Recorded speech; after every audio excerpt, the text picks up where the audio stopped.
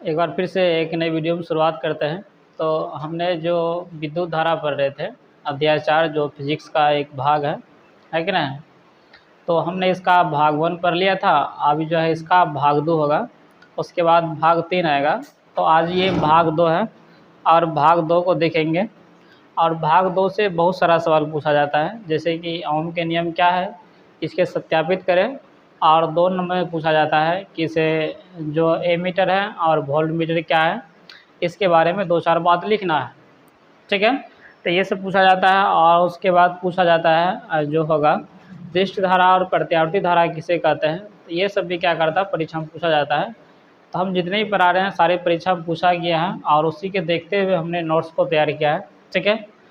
तो इसमें सिर्फ आपको लेक्चर ही मिलेगा और नोट्स इस वीडियो के नीचे क्या करेगा मिल जाएगा, ठीक है।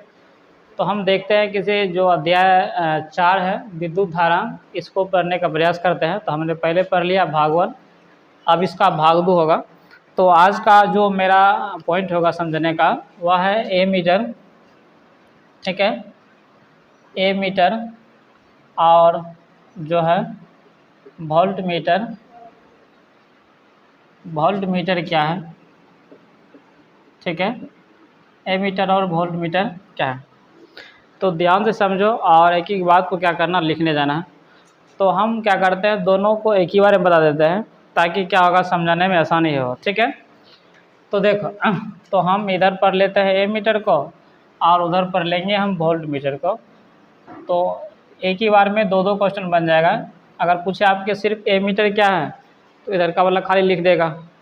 अगर पूछे वोल्ट मीटर क्या है तो वोल्ट मीटर में इधर का वाला क्या करेगा सारा लिख देगा। अगर पूछे एमीटर और वोल्ट मीटर में क्या अंतर है तो जैसे जैसे लिखा रहा है वैसे वैसे क्या करना है लिख लेना है, ठीक है। तो हम शुरुआत करते हैं। तो पढ़ाई करते हैं कि जो एमीटर है ये क्या करता है और वोल्ट मीटर क्या होता है। तो शादी ब्याह में जब गया होगा, गया कि नहीं गया, सब जाता है कि नहीं। तो डीजे वाले के पास एक छोटा सा मशीन और उसको घुमाने पर वोल्टेज बढ़ता है घटता है, देखा है नहीं देखें, जिसको स्टेबलाइजर कहते हैं, समझा। और जिसके घर में टीवी रहता है तो उसके घर में एक छोटा सा मशीन रहता है। वह मशीन भी वही काम करता है किसे वोल्टेज को बढ़ाने का और घटाने का, समझा, ठीक है। तो पहली बात समझना है कि जो एमीटर है और वोल्ट मीटर यह एक मशीन है के तो यंत्र है, समझना। ये कुछ ना कुछ काम करता है।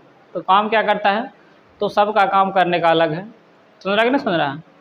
जैसे ब्याह शादी में जाता है कि नहीं, तो डीजे वाले के पास जो टेंट वाला होता है तो उसके पास मशीन होता है जिससे वोल्टेज को बढ़ाता है घटाता है बढ़ाता है घटाता है, समझना।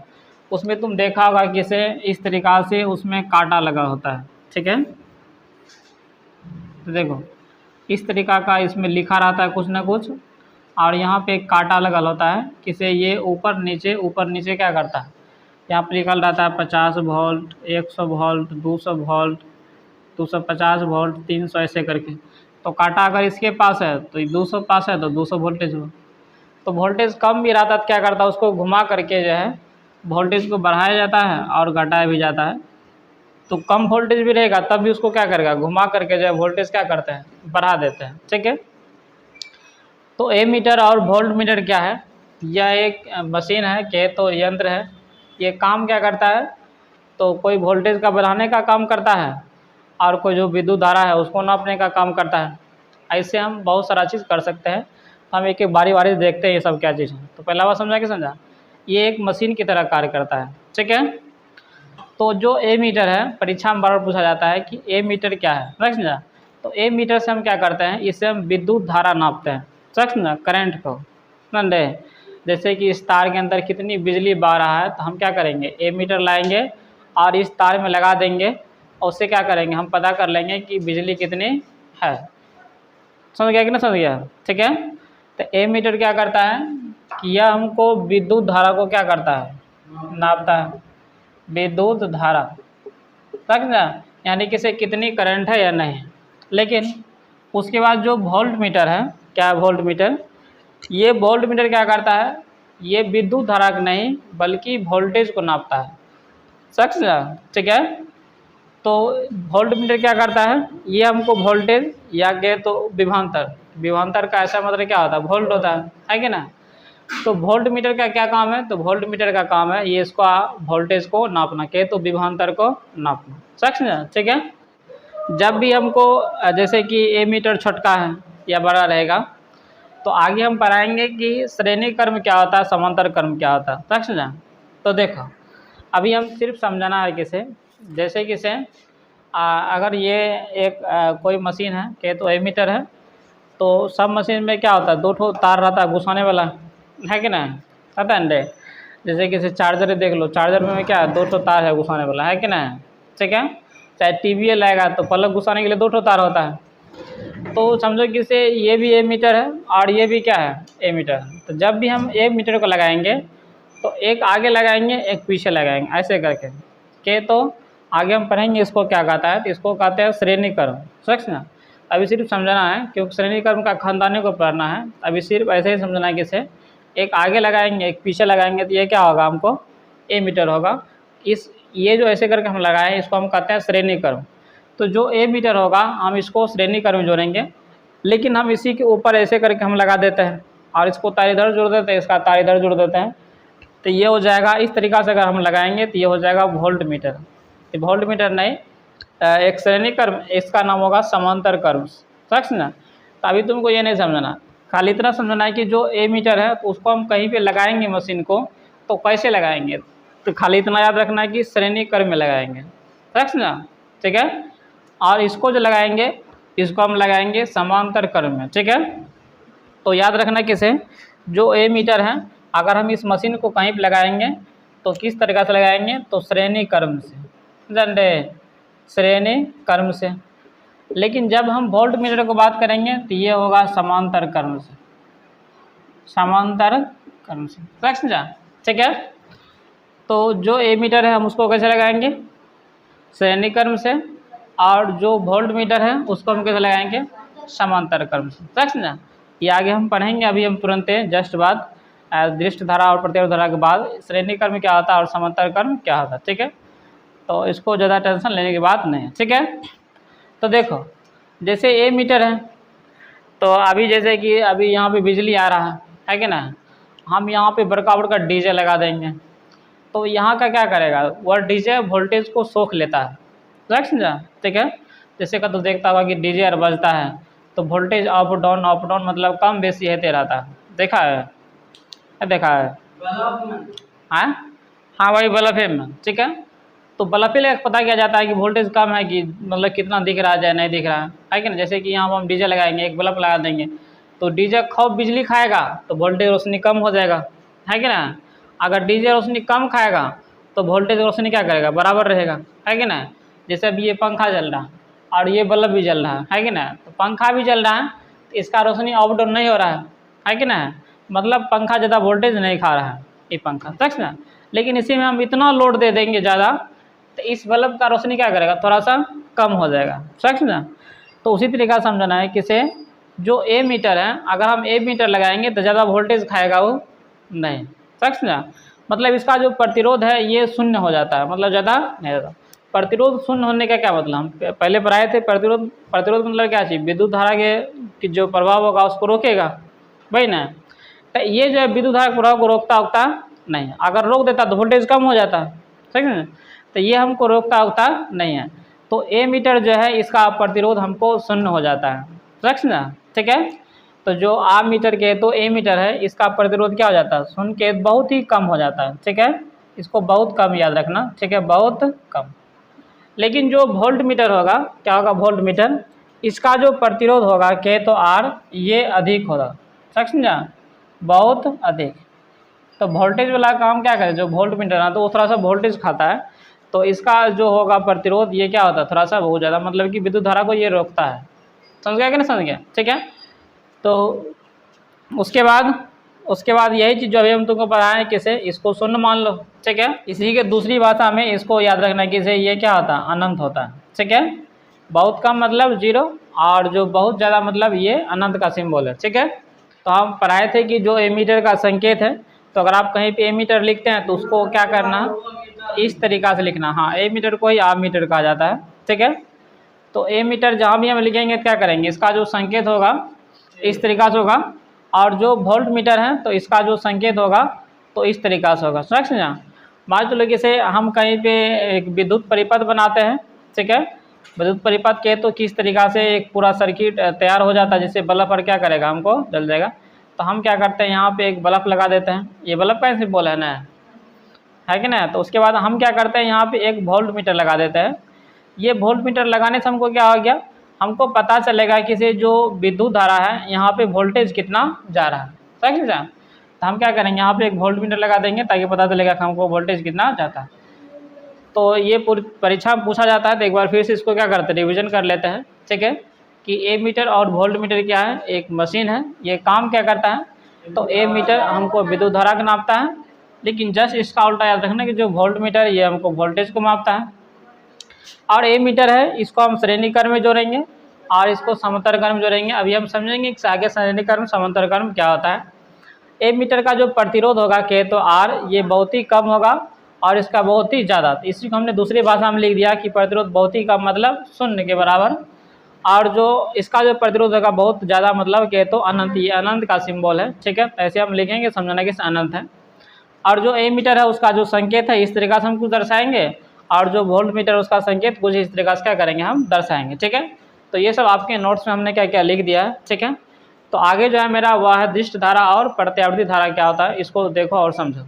उसके बाद देखो हमारे पास दूसरा है, वह है दृष्ट धारा और प्रत्यावर्ती धारा। तो इससे भी सवाल पूछा जाता है कि दृष्ट धारा क्या होता है, इसके बारे में 2-4 लाइन क्या करना, उसमें लिखना है। तो कैसे लिखेंगे, क्या सीखना है उसको देखो।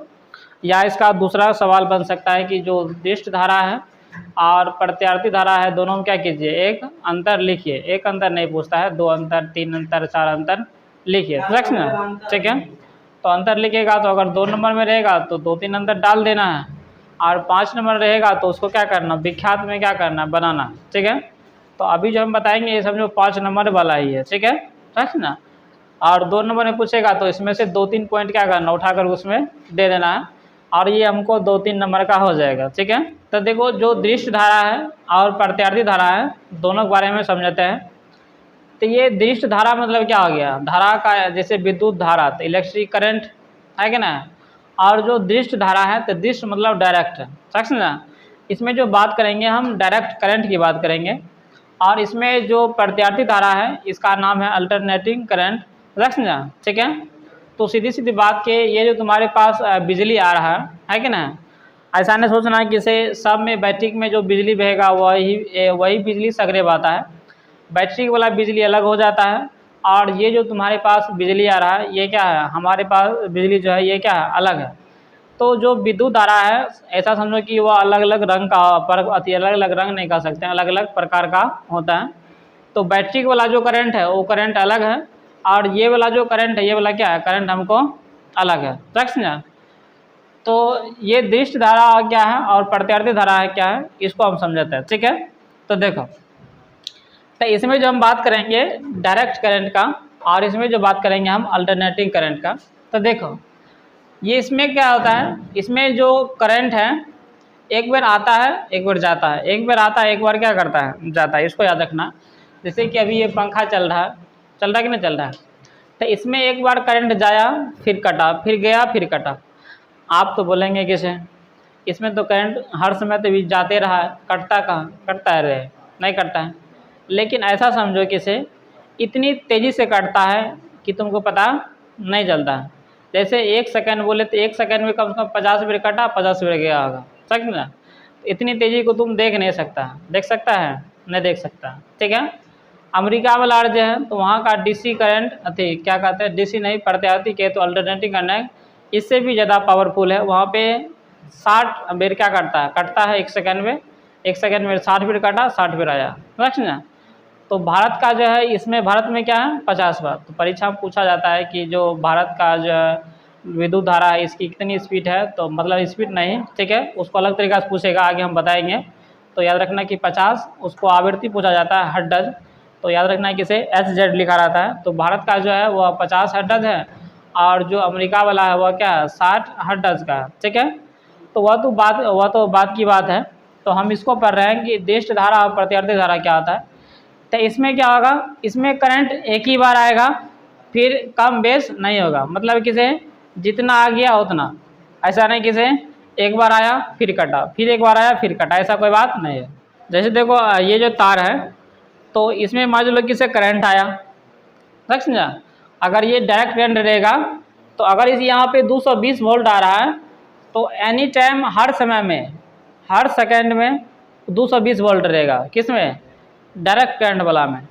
लेकिन यही अल्टरनेटिव करंट के तो प्रत्यावर्ती धारा जो इससे पंखा चल रहा है, समझा, इसमें क्या करेगा, एक बार करंट आया फिर गया, फिर आया फिर गया, फिर आया फिर गया, एक सेकेंड में कम से कम 50 बार आता है, 50 बार क्या करता है, जाता है। तो इसीलिए तो हमको क्या करता है, पता नहीं चलता कि करंट आया करंट गया कि नहीं गया, समझा।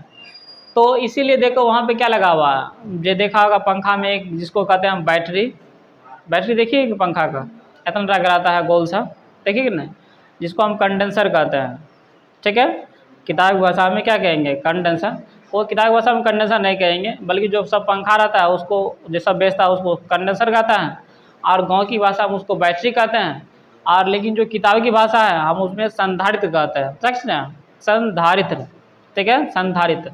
ये सब इंटर में है, संधारित्र क्या है तो उसमें, और इसका जो संधारित्र है इसका इंग्लिश कैपेसिटर होता है, समझना। तो वो सब तो बात की बात है, बहुत उतना अंदर नहीं जाना, ठीक है। तो खाली इतना समझना है कि जो दृष्ट धारा है इसमें क्या होगा, करंट का मान डायरेक्ट होगा, इसमें घटेगा बढ़ेगा नहीं। लेकिन जो प्रत्यावर्ती धारा है इसमें करंट एक बार आया फिर गया, करंट आया फिर क्या किया गया। तो इसका तुम अगर ग्राफ देखेगा तो ग्राफ किस प्रकार का, जैसे जैसे ग्राफ बनाते क्या बनाते हैं, तो समझो कि से ये समय है और ये विद्युत धारा है, विद्युत धारा। तो इसमें क्या है, समय के साथ जैसे समय बढ़ रहा है तो वोल्टेज नहीं कम और नहीं ज़्यादा होगा, है कि नहीं। तो जैसे समझो कि 1 सेकेंड है, तो यहाँ 1 है 2 है ये 3 है, तो जैसे 1 सेकेंड हुआ तब भी वोल्टेज एक ही है, मान चलो 2 सेकेंड पूरा तब भी वोल्टेज उतना ही है, 3 सेकेंड पूरा तब भी वोल्टेज उतना ही है, 4 सेकेंड पूरा तब भी उतनी है, 5 सेकेंड पूरा तब भी उतनी है, 6 पूरा तब भी। तो इसका अगर आप कैसा हो गया, सीधा सीधी मिलाएंगे तो, है कि ना। लेकिन जो प्रत्यावर्ती धारा है इसका जो वोल्टेज होगा तो ग्राफ होगा, ये समय है और ये है, तो विद्युत धारा है डायरेक्ट लिख देते हैं आई है, ठीक है। तो यहाँ पे 1 है, यहाँ पे 2 है, यहाँ पे 3 है। जैसे समझो कि 1 सेकेंड हुआ तो उसका वोल्टेज 1 है, जैसे 2 हो गया तो उसका वोल्टेज 2 हो गया, वोल्टेज समय 3 हो गया, 3 सेकेंड तो इतना हो गया, जैसे 4 हो गया तो फिर नीचे आ जाएगा, फिर 5 आ गया तो फिर नीचे, फिर 6 हो जाएगा तो 0 हो जाएगा, फिर 7 होगा तो और माइनस में चले जाएगा। तो इसका जो ग्राफ होगा कुछ इस तरीका का होगा, ठीक है। तो हम इसको एक बार फिर से बनाते हैं, देखो तो इसका जो ग्राफ है वह कैसा है, तो देखो तो ये समय वाली ग्राफ है, समय के तो टाइम का है, और ये क्या है विद्युत धारा आई का। तो इसका जो है ग्राफ कुछ इस तरीका का है कि नहीं, ठीक है। लेकिन जैसे हमने प्रत्यावर्ती धारा में देखा तो इसका जो ग्राफ है ये नीचे समय का है और ये क्या विद्युत धारा का है, तो इसका ग्राफ कुछ इस तरीका का क्या करेगा, ठीक है।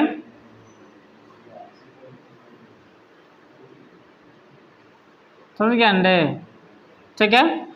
तो इसमें क्या कर रहा है, समय के साथ कम हो रहा है और ज़्यादा हो रहा है, कम हो रहा है और ज़्यादा हो रहा है, ठीक है। तो दूसरी बात देखो कि तो ये इसका तो ग्राफ हुआ, अगर पूछेगा तुमसे कि दृष्ट धारा जो है इसका ग्राफ कैसा है, तो ऐसा सीधा सीधी है, समझा।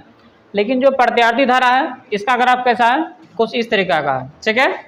उसका देखो इसमें समय, इसमें देखो जो इसका परिमाण है एकदम बराबर है, पाई मतलब क्या चीज़, जैसे कि 220 वोल्टेज है तो हर जगह पे 220 वोल्ट है कि नहीं, समझा।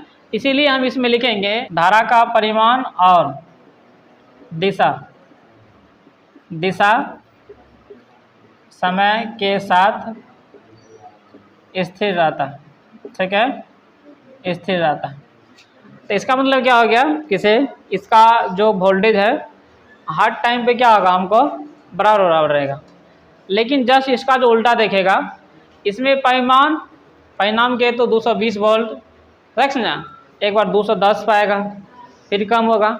इसका परिमाण जो है स्थिर नहीं रहता, समझा, इसका परिणाम और दिशा दोनों बदलते रहता है, ठीक है। तो जस्ट इसका उल्टा लिखना है, किसे, उल्टा। तो इसमें परिमाण और दिशा क्या करता है, स्थिर नहीं रहता है, बल्कि हमको बदलते रहता है, ठीक है। इतनी बात को याद रखना, ठीक है।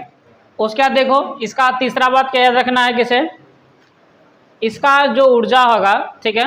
जैसे किसे याद रखना कि जो दृष्ट धारा है ये बैटरी में रहता है, जो बैटरी का करंट है। तो बताओ, इसमें जो बैटरी है, मान लो कि हमारे पास एक बैटरी है, ठीक है।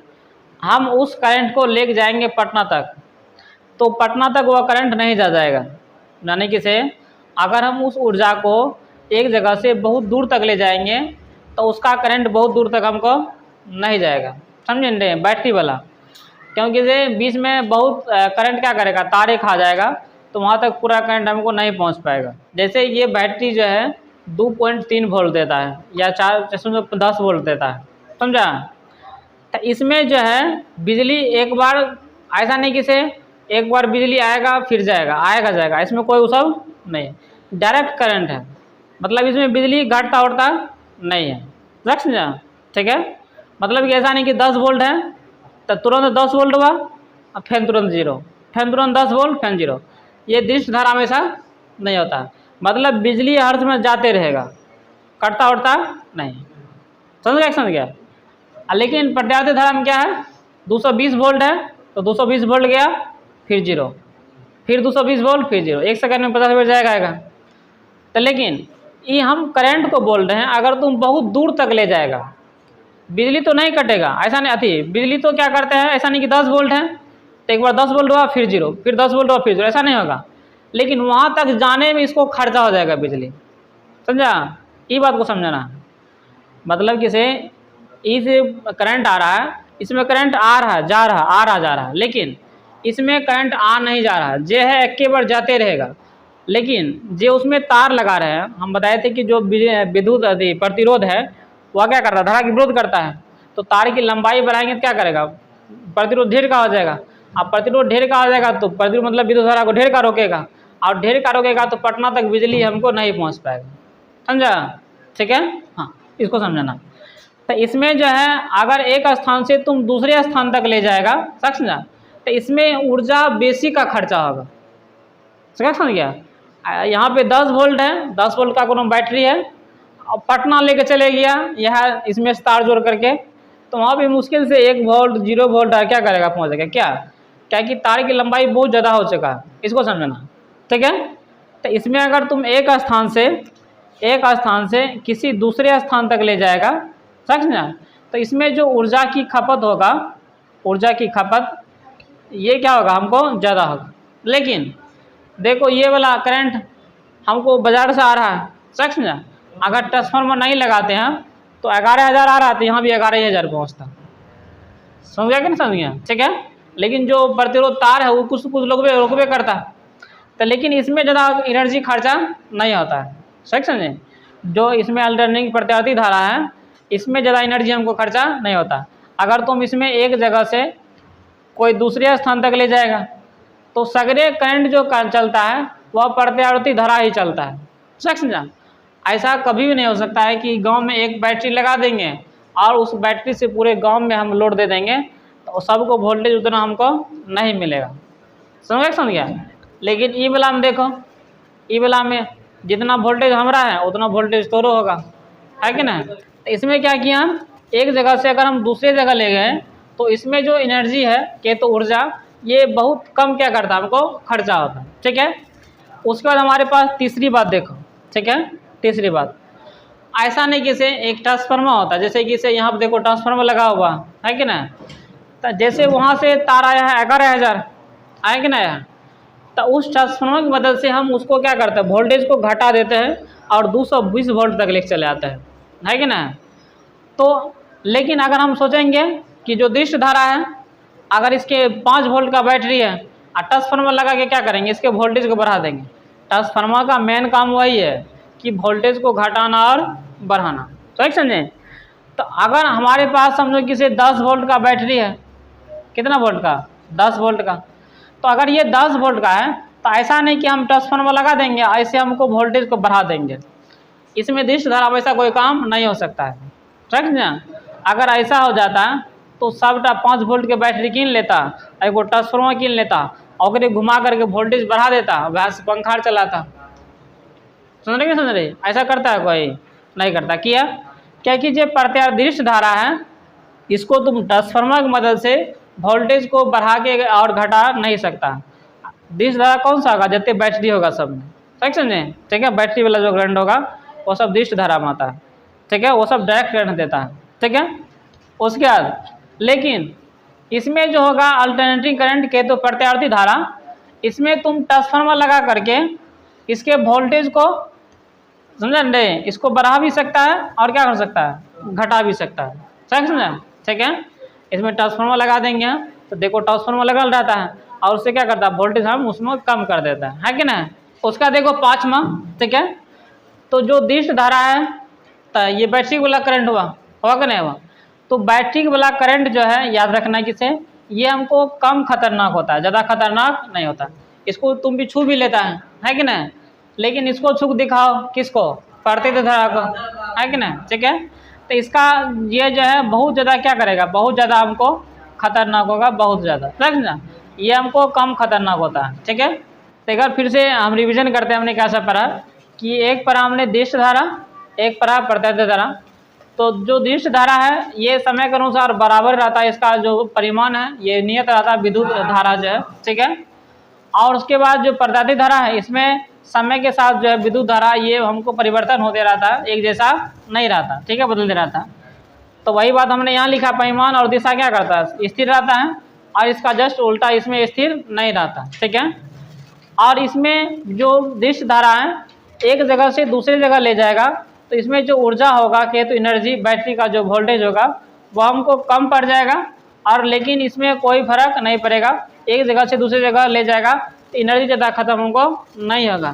220 वोल्ट रहेगा तो मुश्किल से 210 तक आएगा।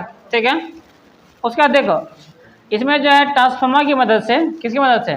ट्रांसफार्मर की मदद से उसको तुम बढ़ा, तो इसमें बढ़ाया नहीं जा सकता। समझ? इसमें बढ़ाया ट्रांसफार्मर लगा करके इसको बढ़ाया और घटाया नहीं जा सकता है।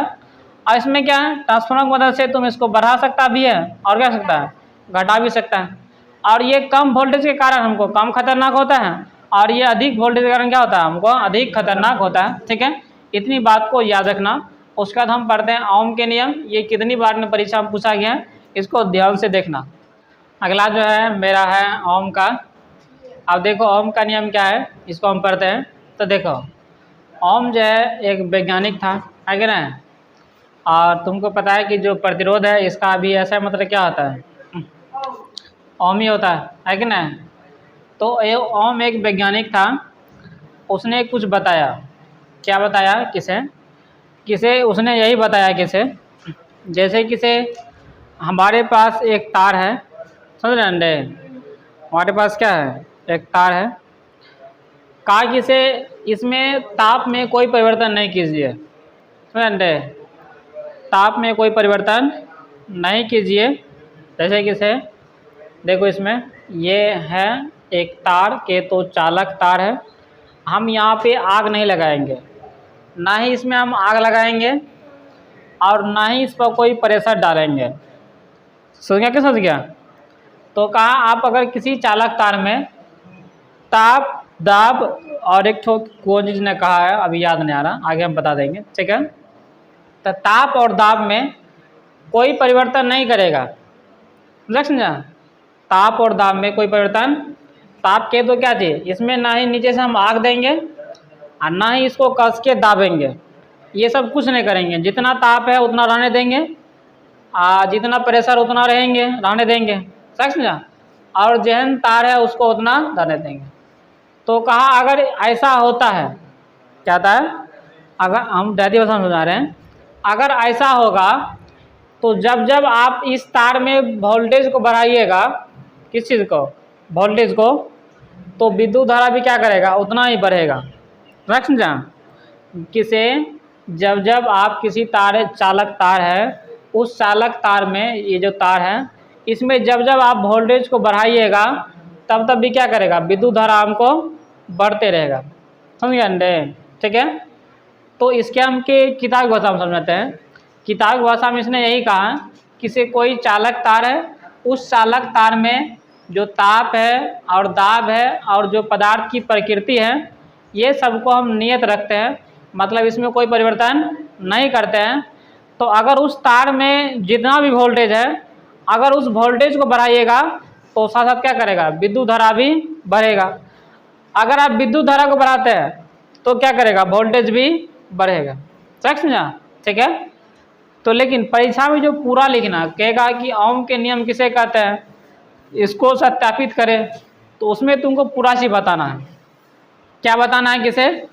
जो ओम का नियम है, ठीक है। तो ओम एक क्या है, वैज्ञानिक है। तो तुमको कहना है कि जो एक जर्मन के वैज्ञानिक जॉर्ज साइमन ओम है, समझा, इसने क्या किया था, इसने 1826 ईस्वी में, समझ गए अंडे, इसमें 1826 ईस्वी में किसी चालक के बीच जो विभवांतर होगा और जो उसमें धारा होगा, विद्युत धारा, विभवांतर मतलब वही वोल्टेज, समझा, जितना विभवांतर होगा और जो विद्युत धारा होगा, ये दोनों के बीच क्या किया, एक संबंध बताया। संबंध वही चीज कि V समानुपाती I, V समानुपाती I मतलब किसे, विभवांतर समानुपाती विद्युत धारा। ठीक है। हाँ, हमें तो वही बता रहे हैं किसे, जैसे आप वोल्टेज को बढ़ाइएगा वैसे क्या करेगा, इधर विद्युत धारा भी हमको बढ़ेगा। इतनी बात इसने क्या किया था, कहा था। एक बार फिर देखो किसे, तो ये क्या था, ये एक जर्मन के वैज्ञानिक था, जर्मन के, हाँ के तो जर्मनी का। इसका पूरा नाम जॉर्ज साइमन ओम था, जॉर्ज साइमन, ठीक है, जॉर्ज साइमन ओम था। तो इसने क्या किया था, 1826 ईस्वी में, 1826 में कहा कि से एक किसी चालक तार लेते हैं, तो अगर इसमें जितना वोल्टेज रहेगा, समझा, वोल्टेज के तो दोनों तार के बीच जो विभवांतर होगा वोल्टेज, वह क्या होगा, ये जो है, और उसके बाद जो विद्युत धारा है, ये दोनों को बीच का समानुपाती होगा के, तो ये दोनों के बीच एक संबंध बताया। तो ये संबंध कैसा था, V समानुपाती I, समझा, V समानुपाती I था। ठीक है। तो जैसे देखो हमने लिया I का मान लिया हमने 2, तो ये जो विधि इधर भी है, तो I का मान कितना लिया 2, तो V का मान कितना हो गया 2, V बराबर कितना हो जाएगा 2। उसके बाद हमने लिया I का मान 3, तो V बराबर 3। तो देखो हम जब जब क्या करना, I का मान बढ़ा रहे हैं वोल्टेज आदि विद्युत धारा का, तो वोल्टेज का मान भी क्या कर रहा है, हमको बढ़ रहा। अगर तुम उल्टा बढ़ाएगा तब भी उतना ही होगा, V समानुपाती I है, तो I का मान 2 आदि V का मान 2 ले लो, और इधर क्या I, तो I बराबर 2, V का मान 3 ले लो, तो I का मान कितना आ जाएगा 3, V का मान 5 ले लो, तो I का मान 5। मतलब कि जब जब आप इसको बढ़ाइएगा तब तो क्या करेगा, हमको बढ़ेगा। लेकिन याद रखना किसे, इसने कहा किसे, लेकिन क्या चीज़, जो ताप है, समझा अंडे, ताप है और जो दाब है और जो पदार्थ की प्रकृति है, पदार्थ की प्रकृति, पदार्थ की प्रकृति मतलब क्या चीज़, केहन पदार्थ है वो, समझा, ये तीनों जो है नियत रहेगा। नियत कहे तो इसको बदलना नहीं चाहिए।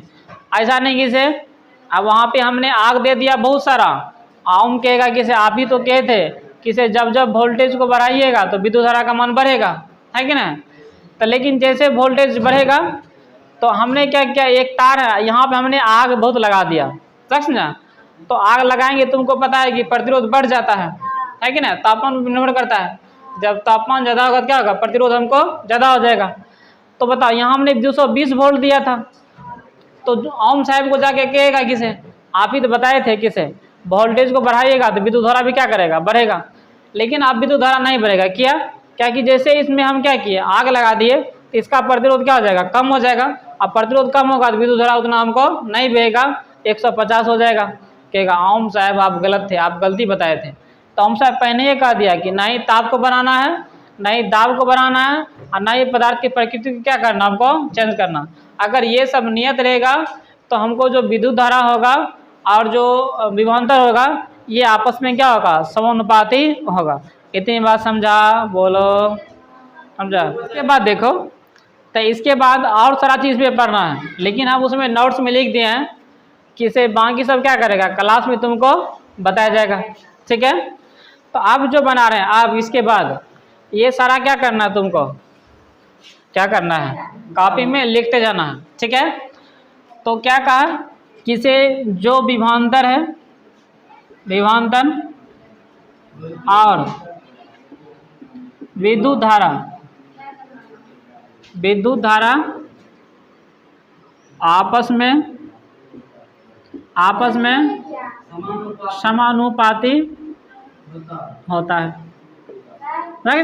ठीक है। हाँ, जो ओम के नियम लिखे उसके नीचे में लिखो, और बी समानुपाती आई, क्या जी, बी समानुपाती आई, समझा। अभी लिखना नहीं है, हम बता देंगे लिखेगा तो, ठीक है। उसको देखो, समझा। उसने क्या बताया कि बी समानुपाती आई। अब देखो यहाँ पे एक समानुपाती का चिन्ह हटाया जाता है तो एक कांस्टेंट आता है जिसका नाम है आर, समझा। तो बी बराबर आई, क्या चीज, इसको हटाएंगे तो क्या आ जाएगा आर, और इधर क्या हो जाएगा आई, ठीक है। तो भी बराबर क्या, शॉर्ट कोट में आई आर, समझे। तो भी क्या है, विभवांतर या विभव, और उसके बाद आई जो है वह क्या है, विद्युत धारा, और जो आर क्या है वह प्रतिरोध, ठीक है। अब देखो ये आप समझो ओम के नियम का जो ग्राफ है, ठीक है, ओम के नियम का ग्राफ, ठीक है, ग्राफ। तो देखो, तो मान चलो कि से हम लेते हैं, यहाँ देखो ध्यान से, देख रहा है, तो देखो तो इधर भी का मान है, इधर आई का मान है। बताओ भी का मान हमने लिया 2, तो आई का मान भी कितना आएगा, 2 ही आएगा, है कि नहीं आएगा। इसका मान 3 तो इसका मान भी 3, इसका मान 4 तो इसका मान भी 4। तो यहाँ पे जो हम बनाएंगे भी कॉमा आई, तो ये 2,2, ये 3,3 और 4,4। अब देखो इसका जो ग्राफ, ध्यान से यहाँ देखो, तो ये है मान लो कि से विभवांतर का, विभवांतर के तो यहाँ लिख लेना विभवांतर, ठीक है, हम भी लिखते हैं, और यहाँ पे आई। तो 1 2 3 4 5 6 7, 1 2 3 4 5 6 7। तो देखो वोल्टेज कितना है 2, तो आई कितना का 2 है कि ना। तो पल्ली लिख दो 1 2 3 4 5 6, नहीं 2 3 4 6। तो देखो भी का मान भी 2 है ना, और आई का मान भी 2, तो ये 2,2 यहाँ पर आएगा, है कि नहीं आएगा। और इसका बी का मान भी 3, आई का मान भी 3, देखो बी का मान 3 और आई का मान भी 3, तो ये 3 3 के पास आएगा इस जगह पे। और उसके बाद ये 4 4 के पास आएगा, और 5 5 के, उसके बाद 6 6 के। इसका जो ग्राफ हो जाएगा कुछ किस तरीका का हो जाएगा, होगा कि नहीं होगा, ठीक है। तो इसको शॉर्ट कोट में जो है इसको नहीं बनाना है, खाली तुमको इसको बनाना है, ठीक है। ये भी है और ये क्या है आई है, और इसका जो ग्राफ कुछ इस तरीका के करेगा हमको नहीं, ठीक है। हाँ नहीं ये सब नहीं लिखना, ठीक है। हाँ इसके बाद लिख लो, यहाँ से लिखना है, यहाँ से। तो इसका जो ग्राफ कुछ इस तरीका का होगा, और भी और आई, ठीक है। उसके बाद हमारे पास है प्रतिरोध का समवहन क्या होता है। तो ध्यान समझो, किसे हमने इतनी बड़ा क्या लिया है, तार लिया है। तो यहाँ ध्यान से देखो, ठीक है। तो ये एक तार है, दिख रहा है कि नहीं दिख रहा सबको। तो समझो कि से ये बैटरी में जोड़ दिए इस तार को, समझा। इसको देखना ध्यान से, इसको हम नीचे गिरा रहे हैं, ये बैटरी में जोड़ा हुआ है, ठीक समझे। और बैटरी में जैसे इसको हम जोड़ा है तो हमारे पास 3 प्रतिरोध है। प्रतिरोध मतलब जो धारा का क्या करता है, विरोध करता है, वही दे है। तो पंखा भी लगाएगा तो बिजली को क्या कर देगा, घटा देगा, वोल्टेज खाएगा कि नहीं खाएगा। और बल्ब भी लगाएंगे तो समझो कि से ये सब क्या प्रतिरोध है, 3 प्रतिरोध है के, तो बल्ब है, पंखा है, फ्रिज है, सारा चीज़ इसमें है, ठीक है। तो आप ध्यान समझो, ठीक है। हाँ एसी भी है। तो सारा में 2 पलक होता है घुसाने के लिए, पंखा चलेगा तो 2 पलक है कि नहीं। तो देखो, तो समझो कि से ये फ्रिज है, और ये फ्रिज जो है सुनता कि सुनता है, तो ये फ्रिज है, तो इसमें जो दो ठो तार होगा, या तो हम क्या करेंगे, ये दोनों तार डायरेक्ट जोड़ देंगे, है कि ना, क्या गो, हाँ रहता है, दो ये ठो एगो अर्थिंग रहता है, ठीक है। तो देखो, लेकिन दो डालेगा तो ये चलेगा, याद रखना। तो ये दोनों तार को क्या किया हमने, इसमें जोड़ दिया कि नहीं जोड़ दिया है, ठीक है। और ये पंखा का तार है, इसमें भी दो ठो तार निकला है, ये भी हमने ला करके क्या किया, यहाँ पे जोड़ दिया, समझा।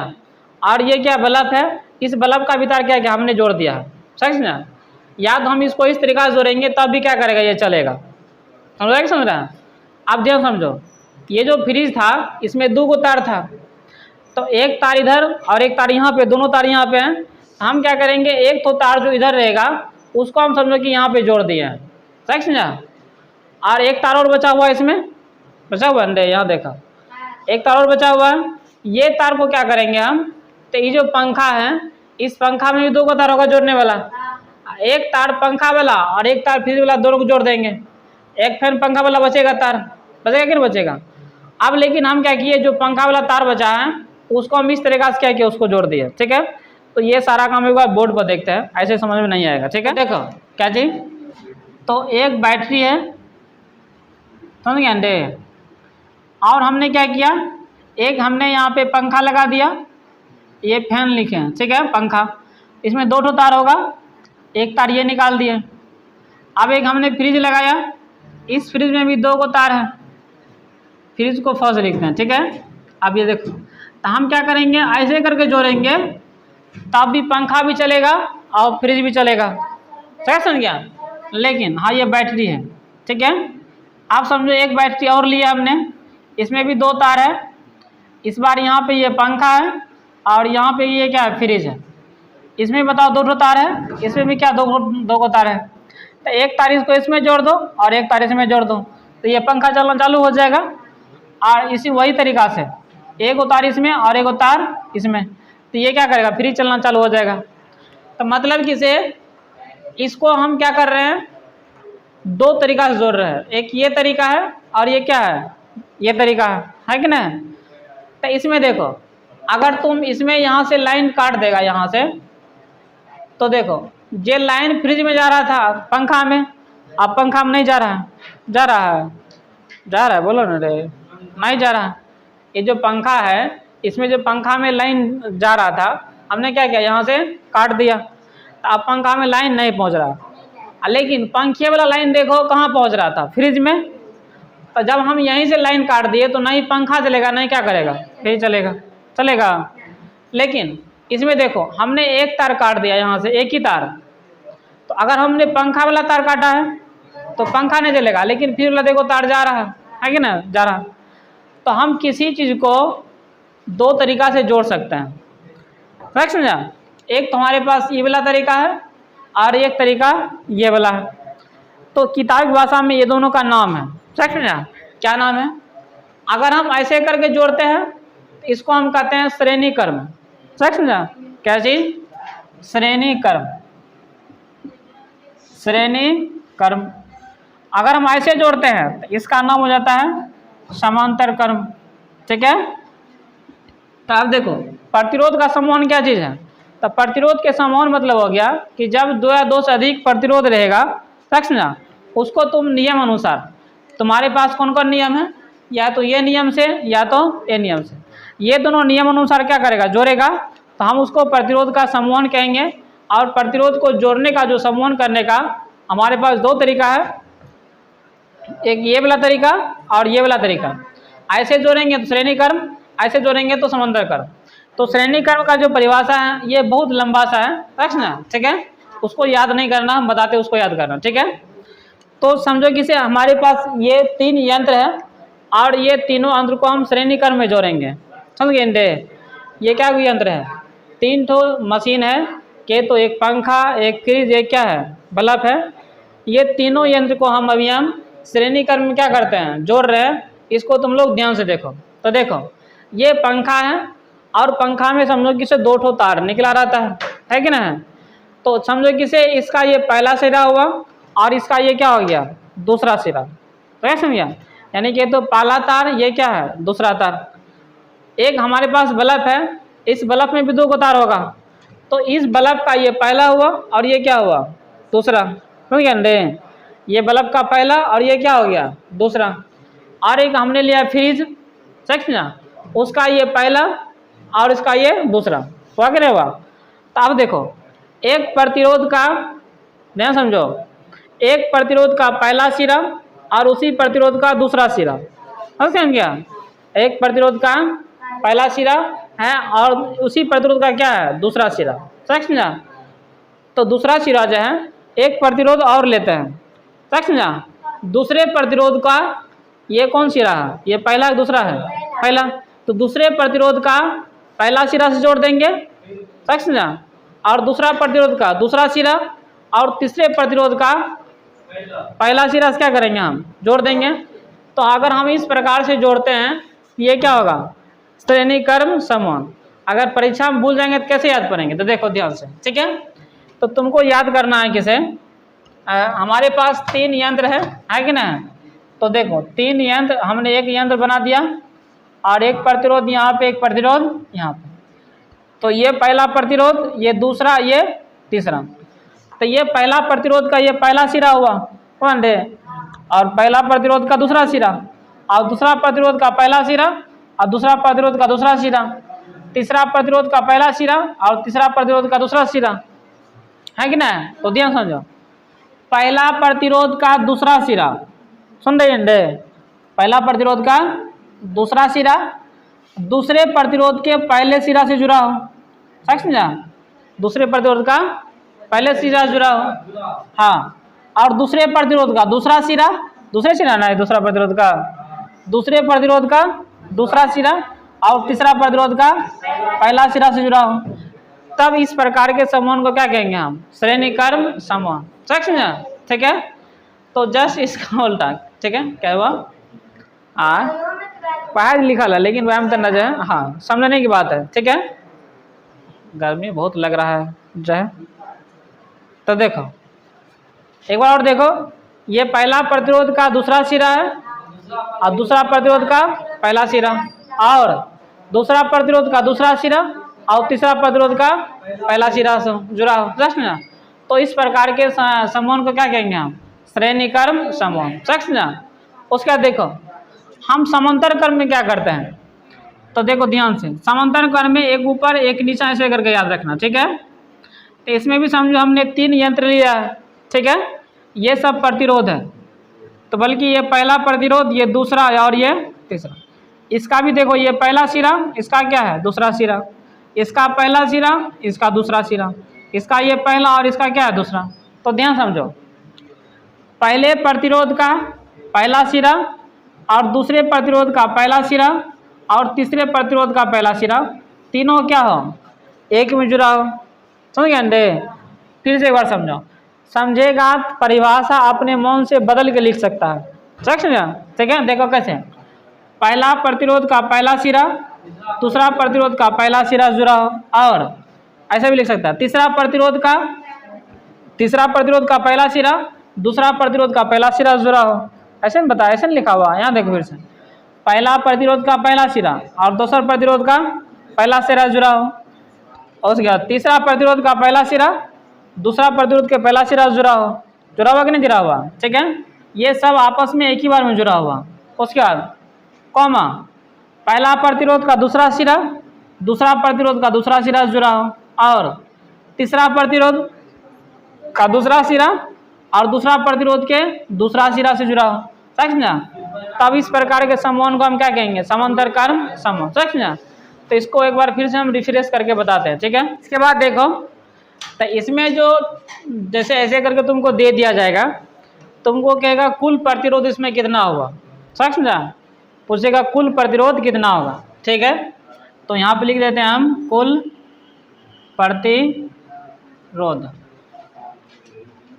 तो टोटल प्रतिरोध जो होगा वह इसको जोड़ के R1 plus R2 plus R3, इसमें जो होगा कुल प्रतिरोध R बराबर, तो 1/R1 1/R बराबर 1/R1 plus 1/R2 plus 1/R3, समझा? तो देखो इससे सवाल पूछेगा इसे सवाल कैसे पूछेगा उसको ध्यान देखो। कहेगा किसे, ध्यान सुनो, कहेगा किसे 3 ओम, 4 ओम और 5 ओम, ये संख्या तो अलग अलग हो सकता है, समझ रहे हैं। सवाल देगा तो अलग 10 दे देगा, कतो 15, कतो 20 दे देगा, तो संख्या अलग है। अभी हम बता रहे हैं एक कितना है 2 ओम, एक 3 और एक 5। तो देखो ये 2 ओम है और ये 3 ओम है और ये कितना है, चालू नहीं है, चालू है ठीक है। तो देखो एक 2 ओम है, एक 3 ओम, एक कते 5 ओम। कहेगा इसको हम श्रेणी क्रम में जोड़ते हैं, समझ गए, कैसा जोड़ते हैं, श्रेणी क्रम में। तो इसका कुल प्रतिरोध कितना होगा, तो याद रखना है कि श्रेणी क्रम में जो फॉर्मूला क्या है, R बराबर R1 plus R2 plus R। तो समझो कि R1 के मान कितने दिया हुआ 2, ठीक है 2 ओम, R2 के मान कितने दिया हुआ 3 ओम, ऐसे R3 के मान 5। ऐसा नहीं सोचना कि 3 खातिल है, ये जत्ते मान ले जाएगा ओत्ते जगह प्रतिरोध देगा तो वो क्या करेगा, बढ़ाते जाएगा, समझा, ठीक है। हाँ देगा प्रतिरोध R1 के मान कहेगा किसे, किसी चालक तार में 2 ओम का प्रतिरोध लगाते हैं, 3 ओम का लगाते हैं, 4 ओम का लगाएगा। तो कहेगा लेकिन इसको हम श्रेणी क्रम में जोड़ते हैं, तो इसका कुल प्रतिरोध कितना होगा। तो श्रेणी क्रम में जैसे तुम निकालेगा तो उसके लिए ये वाला फॉर्मूला है, R बराबर R1 plus R2 plus R3। तो 3 प्रतिरोध दिया है, एक 2 ओम, एक 3 ओम, एक कते 5 ओम। तो कुल फार्मूला का क्या फार्मूला है, R बराबर R1 plus R2 plus R3। तो R1 के मान 2 ओम लिखा था, 2 ओम लिखे, RN नहीं बोलेगा, ठीक है। R2 देखो ज़्यादा देगा, ज़्यादा 5 देगा बहुत हो गया, छोटा देगा बहुत हो गया, समझा, ठीक है। हाँ प्लस एक करके। R3 के मान कितने हैं 5, तो 5। तो टोटल प्रतिरोध निकालना, ठीक है 5 ओम। तो टोटल प्रतिरोध कैसे निकालेंगे, तो R बराबर R1 plus R2 plus R3। R1 के मान 2, इसका मान 3, इसका मान 5, तो 2 3 5 5 10। तो कुल प्रतिरोध क्या हो गया हमको 10 ओम। तो ऐसे के घात इसमें भी क्या करेंगे हम निकाल लेंगे, ठीक ना, ठीक है। तो देखो मतलब इसमें कहाँ देगा किसे, तो यही चीज़ कहेगा लेकिन कहेगा समांतर क्रम में जो है, समझा। तो सेम टू सेम यही फॉर्मूला लगाना है। तो यहाँ पे तुमको 2 ओम हो जाएगा, यहाँ पे 3 ओम, यहाँ पे 5 ओम। तो R1 के लिख लेना जितने होगा, R2 के लिख लेना, यहाँ से R3 के मान लिख लेना, समझा दे। तो R1 के मान कितने 2, 1/3 और 1/5। तो याद रखना कि R के मान निकालना है कि ना। तो इसका एलसीएम कितना हो जाएगा 15, 15 नहीं होगा 30, 30 नहीं होगा रे, और 2 से काटेगा तो 15, 3 से 10 और 5 6 के तो 1/10 25, अच्छा 31 रे पलन रे बटे 30। R के मान निकाल याद रखना है। तो R को इधर भेज दो और देखो 30 को इधर गुना करेंगे तो 30 गुना 31 हो जाएगा, 31 को इधर भेज दो, R को उधर भेज दो, तो ये हो जाएगा नीचे 31 और R को इधर हमने भेज दिया तो R हो गया। तो R बराबर निकल गया हमको, तो R बराबर निकल गया 31/31 ओम, रख समझा, ठीक है। तो ऐसे तुमको सवाल देगा, तो जब हम न्यूमेरिकल पढ़ेंगे तो उसको हम क्या करेंगे देख लेंगे, ठीक है। तो देखो तो प्रतिरोध का जो समूहन है वह कितने तरीका का, 2 तरीका का, एक है श्रेणी क्रम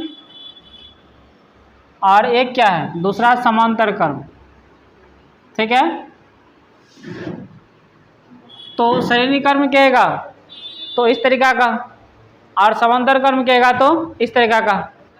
परीक्षा में पूछता है, क्या पूछता है कि इसको ये R1 R2 R3 ये कहाँ से आया है, समझ रहे, इसको सिद्ध करें परीक्षा में, ठीक है।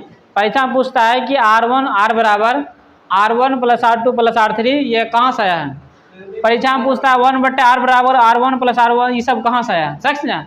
इसको हम सिद्ध करने जा रहे हैं, इसको क्या करो ध्यान देखो, ठीक है। इसमें जो करंट भेजेगा, इसमें करंट जो विद्युत धारा जाएगा, समझ रहे, श्रेणी क्रम में जो इसमें हम लगाए हैं तो इसमें हर जगह I के मान सामान्य रहेगा। मतलब कि यहाँ 220 वोल्ट है तो यहाँ भी कितना मिलेगा तुमको 220 वोल्ट, मतलब विद्युत धारा मिलेगा। क्या मिलेगा? आयन बता रहे हैं, एम्पियर।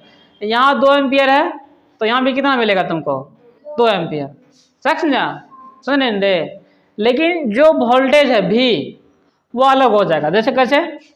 हमने यहाँ पे लगा दिया डीजे तो बेसी वोल्टेज खाएगा, तो हमने 220 वोल्ट भेजा था, लेकिन यहाँ पर हमने लगा दिया डीजे तो वोल्टेज बेसी खाया। आप इधर हम जो भी लगाएंगे उसको वोल्टेज कम मिलेगा। काहे?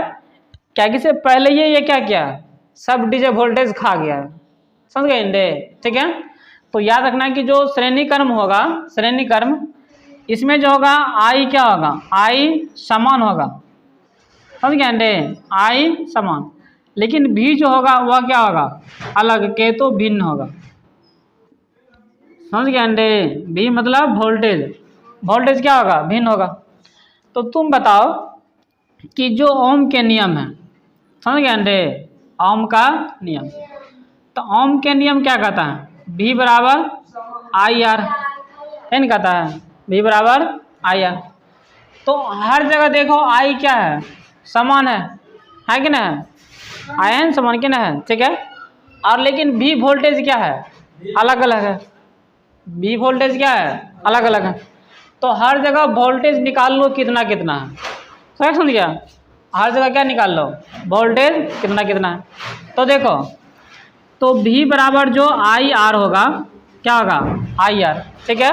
तो बताओ हम यहाँ पे निकाल रहे हैं वोल्टेज कितना होगा, क्या चीज़, यहाँ पे निकाल रहे हैं वोल्टेज कितना होगा। तो देखो यहाँ पे, यहाँ जो होगा V क्या होगा, V, यहाँ पे वोल्टेज निकालो कितना होगा यहाँ पे। तो यहाँ पे जो प्रतिरोध है कहते हैं R1 है कि नहीं। तो बताओ यहाँ पे जो है R का मान R1 होगा कि नहीं होगा, ठीक है। तो यहाँ पे देखो, तो V बराबर क्या हो जाएगा, आई R1 होगा कि नहीं होगा, ठीक है। लेकिन यहाँ पे वोल्टेज निकाल लो, यहाँ पे कितना होगा, ठीक है। तो यहाँ पे जो है R बराबर, इसको कैसा लिखे सब सेटिंग हो जाए, तो देखो हम यही लिख देते हैं, ठीक है। तो R बराबर R1, तो V बराबर आई R1, ठीक है। यहाँ देखो फिर V बराबर आई आर है, यहाँ निकाल लो वोल्टेज कितना होगा। तो R जो होगा वहाँ पे प्रतिरोध R2 है, तो यहाँ R2 लिखो, तो V बराबर क्या हो जाएगा, आई R2 होगा कि नहीं होगा, ठीक है। यहाँ पर निकालो प्रतिरोध अधि वोल्टेज कितना है, तो ओम के नियम के V बराबर आई आर, तो आई यहाँ पे जो R होगा वह R3 है, तो V बराबर क्या हो जाएगा, आई R3 होगा कि नहीं होगा, ठीक है। बहुत हम सिंपल में बता रहे हैं, किताब में बहुत चीज़ लिखा रहता है, ठीक है, उतना तुमको ध्यान नहीं देना।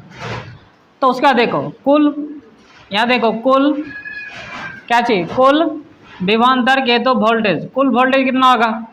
तो देखो, तो V बराबर जो होगा, V1 को यहाँ पे वोल्टेज देखो कितना है, और यहाँ पे वोल्टेज देखो कितना है, और यहाँ पे V3 देखो वोल्टेज कितना है, ठीक है। तो देखो यहाँ जो होगा V बराबर, तो V बराबर फॉर्मूला क्या, आई आर, तो V1 के मान देखो हमने निकाल के रखा हुआ यहाँ पे, समझा, ठीक है। तो आई R1 है, तो यहाँ पे लिखेंगे आई R1, V2 का मान आई R2 और आई R3 है कि ना। तो देखो सब में आई बराबर है कि ना। यहाँ देखो सब में क्या है, आई बराबर है, तो सब में से आई निकाल लो, क्योंकि आई यहाँ क्या लिखे हैं, आई समान है कि ना। तो सब में से आई निकाल लो, तो सब में जब आई निकालेगा तो यहाँ पे R1 और यहाँ पे R2, यहाँ पे क्या बचेगा, R3। तो देखो ये दोनों समान है आई का मान, क्योंकि यहाँ क्या लिखे हैं, आई समान है, तो यहाँ से ये दोनों क्या करेगा, कट जाएगा। तो जो R का मान निकलेगा R1 plus R2 plus R3, समझा।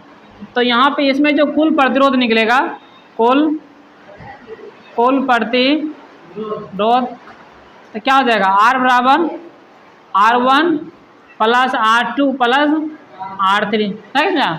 बहुत ही आसान था, इसको लिखो। देखो यहाँ पे जितना आई होगा, आई विद्युत धारा, ये सब में देखो बट रहा है, बट रहा कि नहीं बट रहा, ठीक है। तो यहाँ पे आई का मान बराबर होगा, अति बराबर नहीं अलग अलग हो जाएगा, जिसमें क्या था, आई का मान समान था, तो इसमें आई का मान समान नहीं रहेगा, समझा, सबका अलग अलग, ठीक है। हाँ, तो यहाँ पे लिख लो आई जो है ये भिन्न होगा, समझे, और जो भी है ये क्या होगा, समान होगा, ठीक है। तो सेम टू सेम यही सब करना है।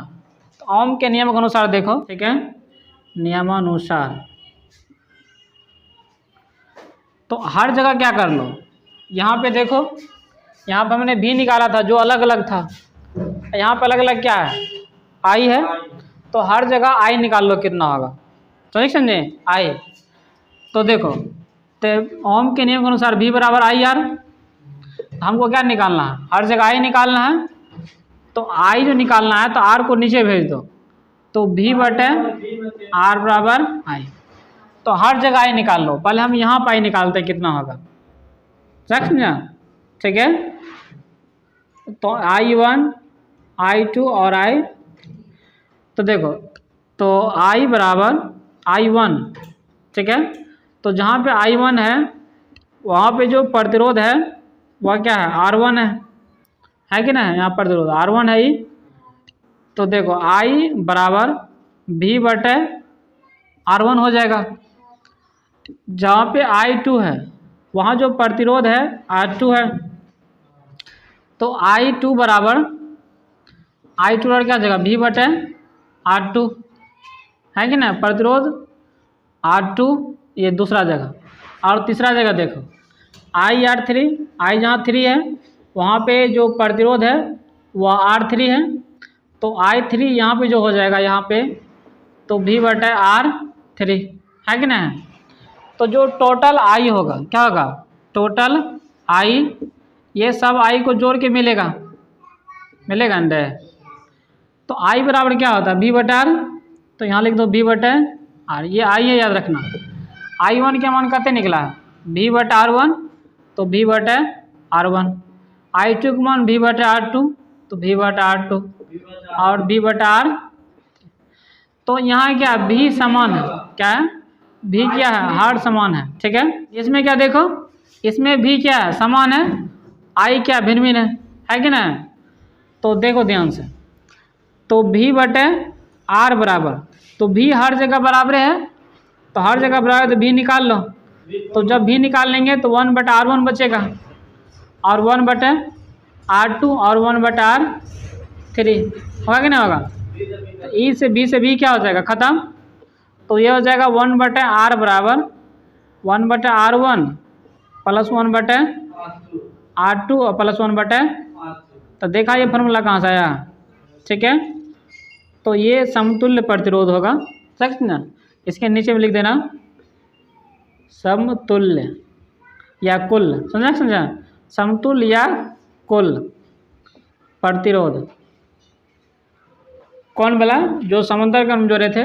तो 1 बटे R बराबर 1 बटे R1 प्लस 1 बटे R2 और प्लस 1 बटे R3, समझ गया।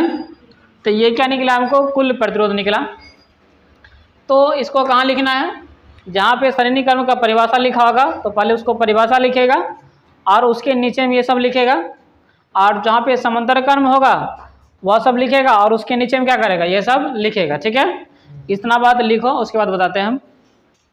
देखो आपसे यहाँ तक लिख लिया तो आपसे पूछा जाएगा कि किसी भी यंत्र को, जैसे बल्ब लगाना है, पंखा लगाना है, तो हमको किस तरीका में लगाना क्या हो जाएगा, आसान रहेगा, और कौन तरीका अच्छा होता है।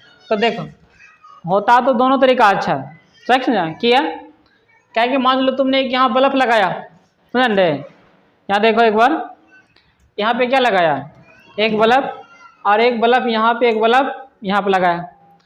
तो इधर से एक तार से वोल्टेज जा रहा है, अब वोल्टेज एकाएक बढ़ गया तो ये बल्ब टूट जाएगा। लेकिन जैसे यहाँ का लाइन कटेगा तो लाइन जाएगा नहीं, और नहीं जाएगा लाइन, तो ये दोनों क्या करेगा, हमको बचा रहेगा, समझा।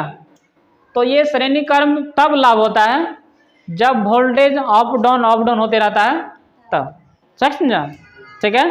तो हम क्या करते हैं श्रेणी क्रम, लेकिन समांतर क्रम में भी हमको फायदा होता है। क्या फायदा होता है, जैसे किसे हमने यहाँ पे डीजे लगा दिया तो उसको एक ही बार सब कुछ दे दिया हमने, ठीक है, विद्युत धारा।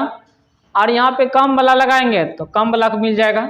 लेकिन यहाँ पे क्या है, एक के बेर दिए हैं, जो इससे बचेगा वो इसको मिलेगा। समझ में समझेंगे, इससे जो भी विद्युत धारा बचेगा तब क्या करेगा, इसको बताइए क्या इसमें वोल्टेज तब मिलेगा। जैसे ये 220 वोल्ट चलता है, तो अगर यहाँ बहुत पावर वाला चीज लगा दिए हैं तो सब यही खा जाएगा, तो जो बचेगा वही इसको देगा। लेकिन इसमें क्या है, इसमें सबको बराबर मिलेगा, है कि ना। जो भी क्या समान है, मतलब सबको बराबर बराबर क्या करेगा, वोल्टेज मिलेगा, अलग अलग हमको नहीं मिलेगा। समझ ना, ठीक है। तो ये जो भाग 2 था, वही था भाग 2, तो यहीं तक रहेगा। अब इसके बाद हम भाग 3 पढ़ेंगे, और उसके बाद दिसंबर में पढ़ेंगे हम भाग 4, जो होगा न्यूमेरिकल का सवाल होगा। समझ ना, ठीक है। तो भाग 3 पढ़ेंगे कल, और इसके बाद ये चैप्टर क्या करेगा, हमको खत्म हो जाएगा। ठीक है, तो ये सब यहीं तक रहेगा अभी तक जो भी क्लास हुआ है। ठीक है, तो सभी को बहुत बहुत धन्यवाद। लाइट भी कटा हुआ, ठीक है, तो सभी को बहुत बहुत धन्यवाद, और जय हिंद, जय भारत, थैंक यू।